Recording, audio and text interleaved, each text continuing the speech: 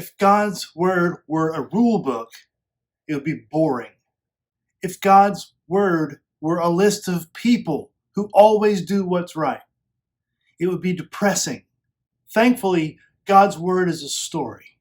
So it's deeply interesting, challenging, and encouraging. This time, let's look at the book of Colossians.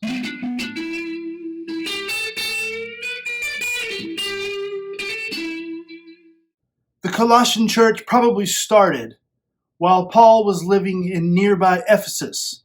He lived there from 52 to 55 AD. As far as we know, Paul never visited Colossae, but he's heard both good and bad things about that community. So he writes them for encouragement and clarity.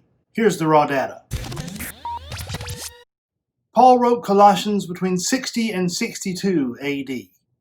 He wrote it from jail in Rome. Its major theme is the supremacy of Christ. Like many of the early Christian communities, the Colossians were struggling under a bad teaching. We're not exactly sure what that teaching was, but it seems to have something to do with a low view of Christ. So Paul writes, "He is the image of the invisible God, the firstborn of all creation. For by him all things were created, in heaven and on earth, visible and invisible, whether thrones or dominions or rulers or authorities, all things were created through him and for him. And he is before all things, and in him all things hold together." Paul here is clarifying that Jesus is not merely a moral teacher. It feels like Paul is saying, let me break this down for you. Jesus is God.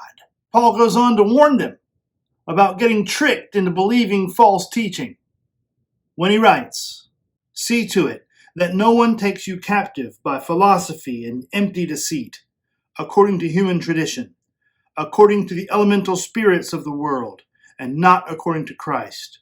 For in him the whole fullness of deity dwells bodily." Then Paul gives them what we might call the so what. So Jesus is God. So I shouldn't be taken captive by false teaching. So what?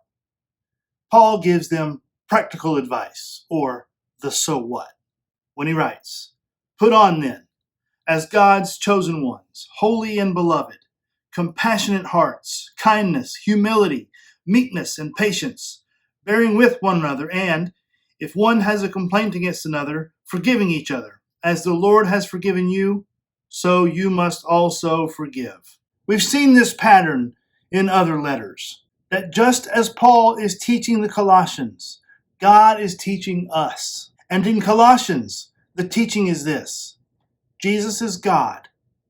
Do not be taken captive by bad teaching.